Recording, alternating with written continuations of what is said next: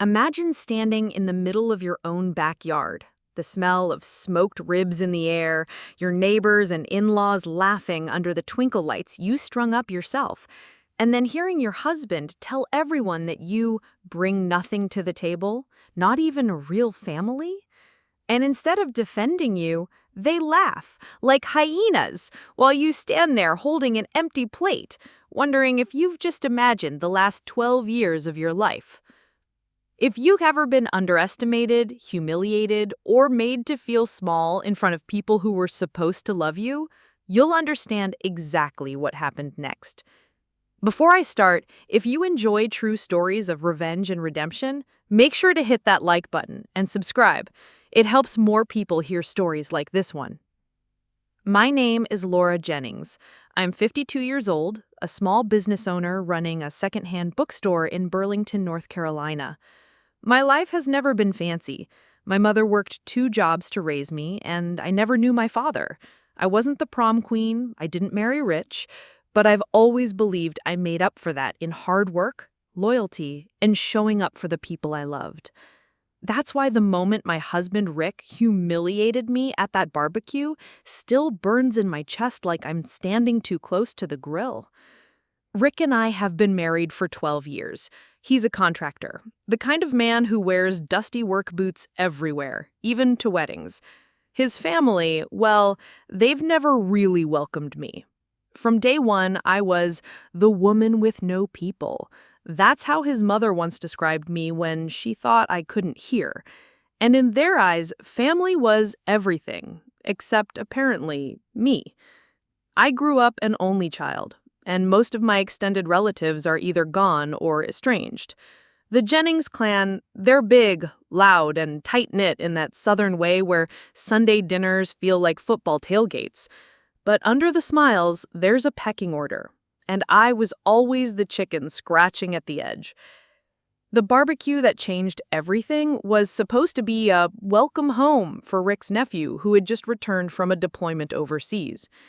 I'd been up since 7 a.m., marinating chicken, making my famous peach cobbler, and setting up folding chairs in the yard. Rick was in his element, beer in hand, holding court at the grill. It was late afternoon when the conversation turned, as it often did with his family, to bragging.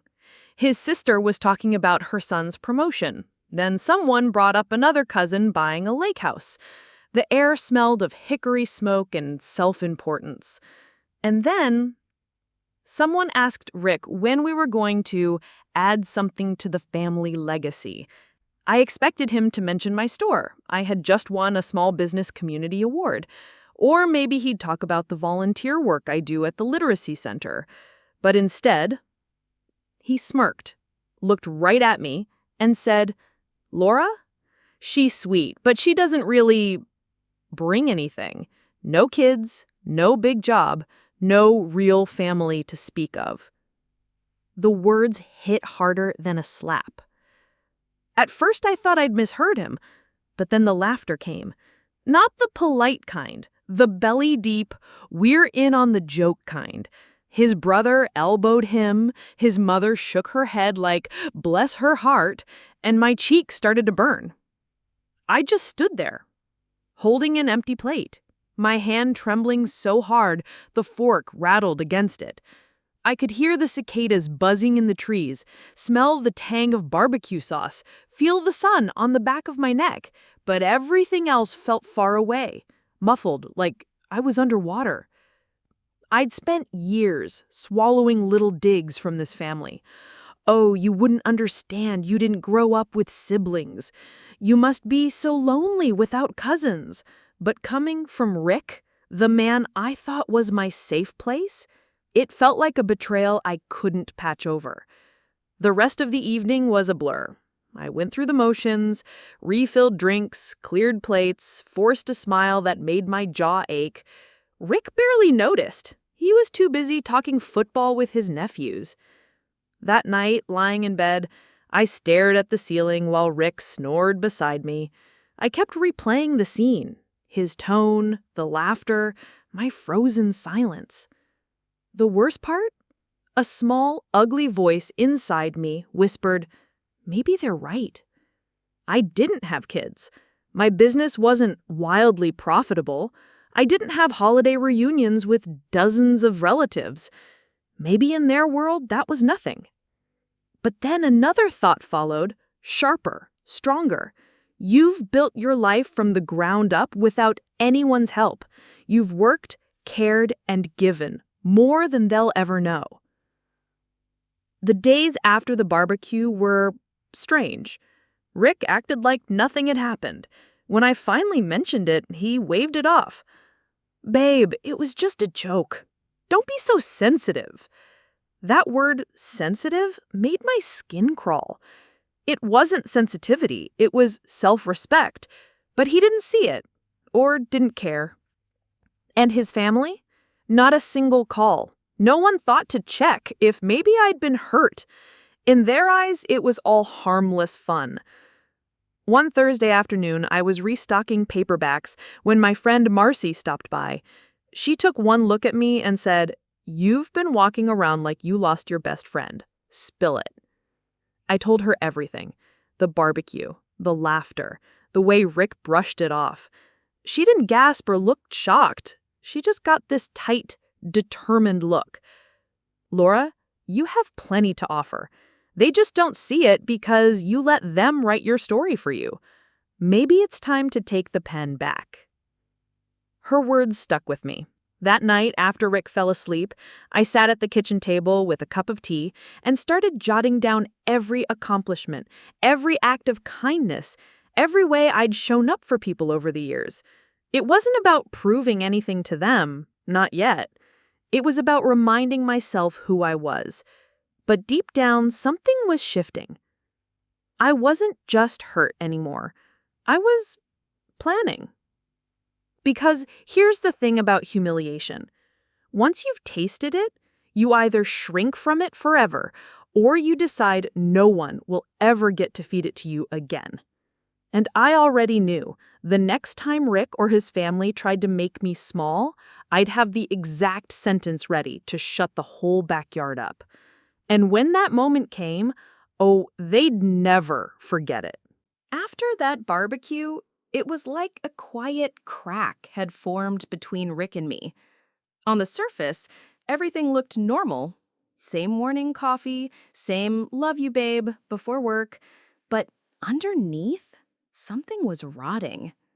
I started noticing things I'd brushed off before. The way he'd tell stories at gatherings and forget my part in them. The way his mom would call him to invite us to dinner, but never call me directly. How his sister would post family photos on Facebook with captions like, "the whole crew," even if I'd been there, just cropped out. It wasn't just that they didn't see me as part of their family, it was that Rick didn't seem to think that was a problem. One evening, about 2 weeks after the barbecue, I brought it up again. We were in the kitchen, me chopping onions for chili, him scrolling on his phone. "Rick, I can't get what you said at the BQ out of my head. You didn't just embarrass me, you made me feel like I don't matter." He sighed, like I'd asked him to fix the roof in the middle of a thunderstorm. "Laura, it was a joke. You know how my family teases." I set the knife down. That wasn't teasing. That was cruel. And you didn't defend me when they laughed. You joined them. He didn't even look up from his phone. "Well, maybe if you weren't so sensitive about your background." That word again. Sensitive. I felt my throat tighten. I didn't cry. I didn't yell. But something inside me locked into place. A few days later, I was at the bookstore when a woman walked in. Maybe late 30s, neat bob haircut, blazer over jeans. She smiled politely as I rang her up, and as she handed me her card, she said, "I must be Laura, Rick's wife." I gave her a guarded smile. "That's me." She leaned in slightly. "I work with Rick sometimes. I just have to say, I hope you don't take those Jennings family jokes too seriously. They're, well, they've always been like that. Her tone was careful, like she knew she was stepping onto thin ice. But something about the way she said it told me she'd heard something. Maybe from Rick, maybe from the family. When she left, I just stood there behind the counter, my hands gripping the wood.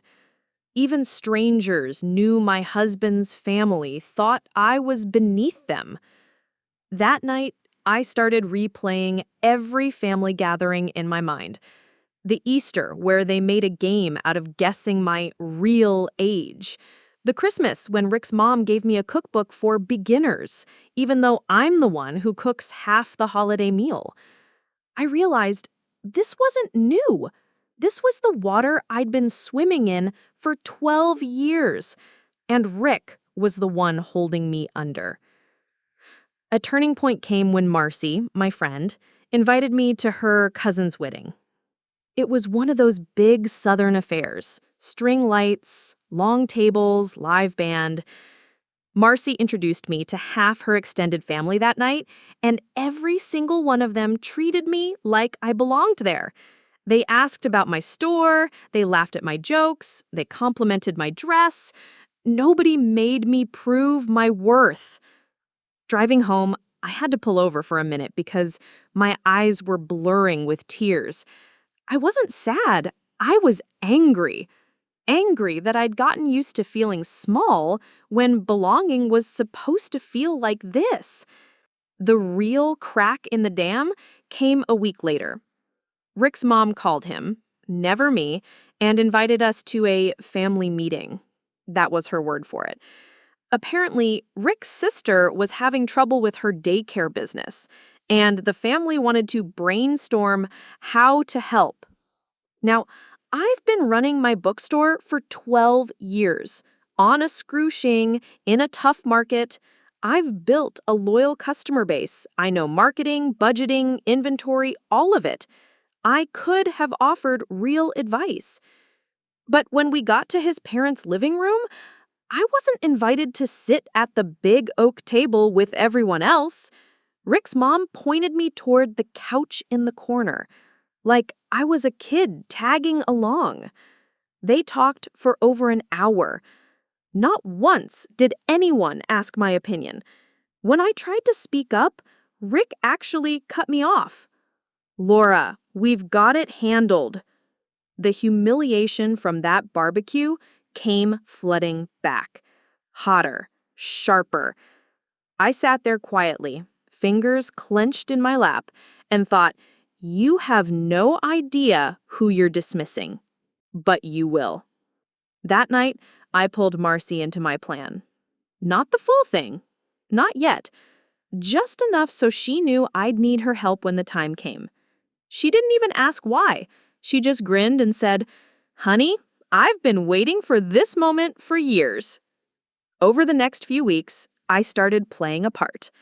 At dinners, I stayed quiet, let them think I was shrinking. I kept my answers short, my smile polite. Rick relaxed. I think he believed the sensitive phase was over.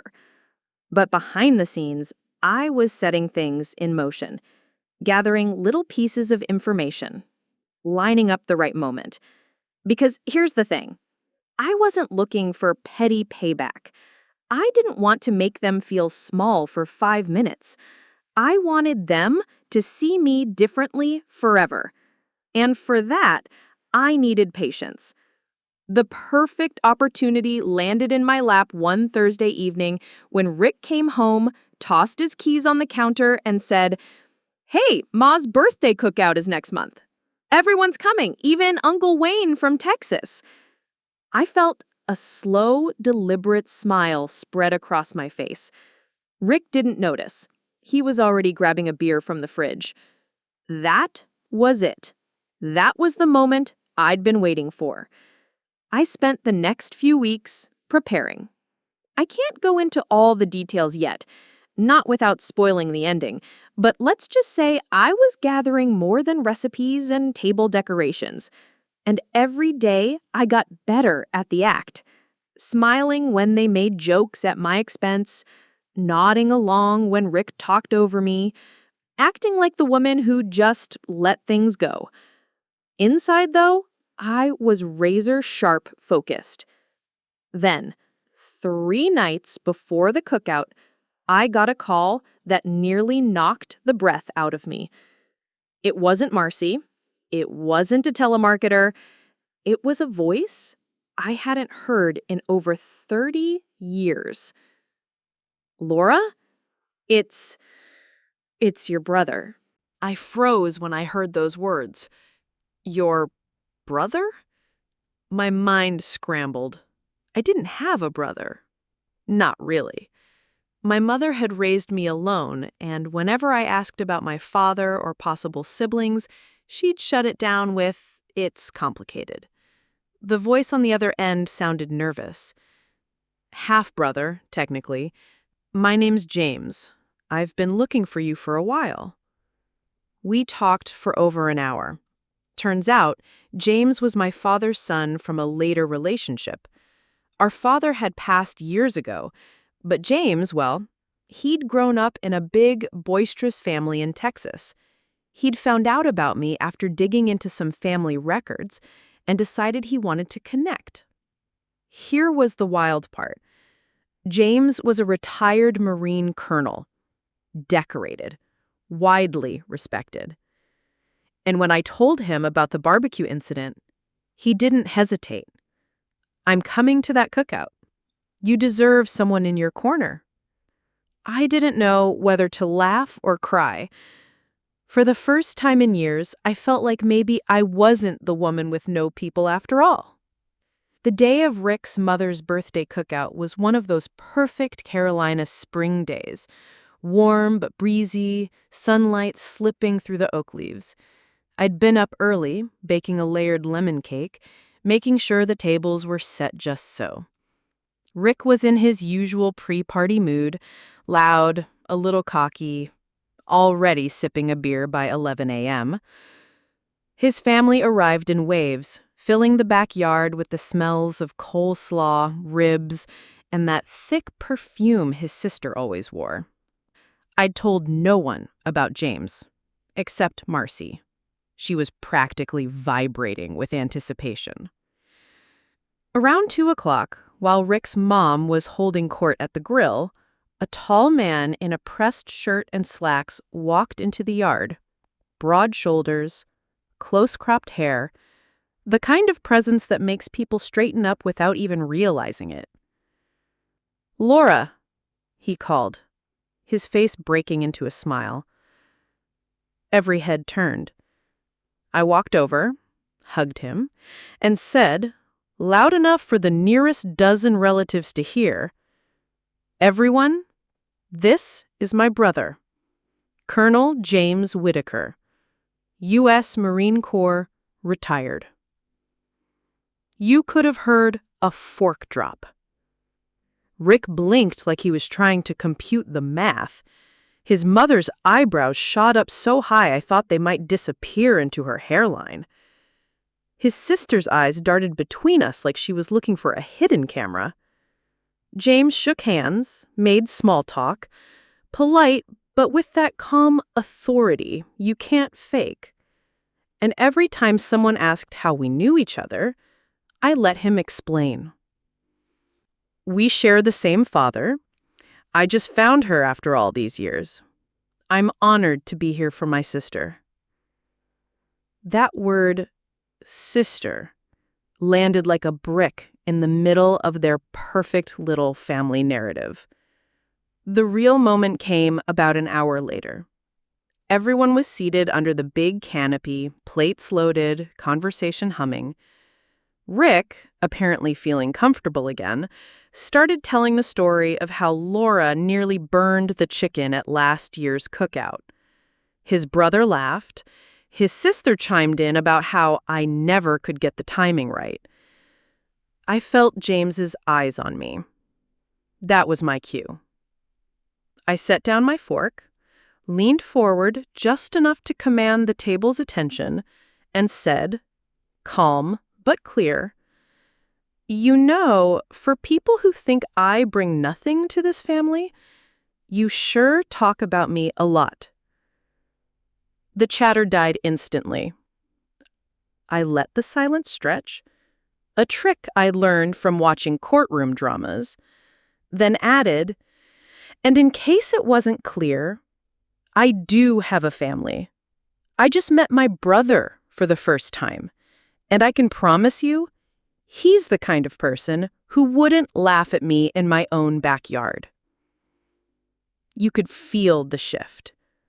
Rick's mom glanced at James, who was sitting there like a wall of quiet dignity. His presence alone was enough to make the moment stick. Rick tried to chuckle, muttering something about me being touchy, but no one joined in this time. Not even his sister. The rest of the afternoon was different. People actually asked me questions about my store, about James, about how we found each other. And when I answered, they listened. Really listened. That night back home, Rick tried to play it off. "Well, you sure made a scene today." I looked him dead in the eye. "No, Rick. I told the truth. You made a scene weeks ago. I just made sure you couldn't ignore it." He didn't have much to say after that. It's been a few months since that day. James and I talk every week. He's visited twice, and he's already met Marcy. I even flew out to Texas to meet the rest of his family. People who hugged me like they'd known me forever. As for Rick's family, they're polite now. Not warm, but no more digs. Rick himself has been quieter, more thoughtful, though whether that lasts, I don't know. What I do know is this. I'm done letting anyone, husband, in-law, or stranger, decide my worth. I have people. I have value. And I don't need anyone's permission to take up space at the table. Sometimes the sweetest revenge isn't shouting them down in the moment. It's waiting until you can stand tall with proof of everything they said you lacked and letting the silence do the rest. Sometimes the best revenge is becoming the person they never believed you could be, and then letting them see it with their own eyes. If you've ever had to prove your worth to people who doubted you, I'd love to hear your story. Don't forget to like this video, subscribe for more true tales of justice and redemption, and share your own moment of sweet revenge in the comments below.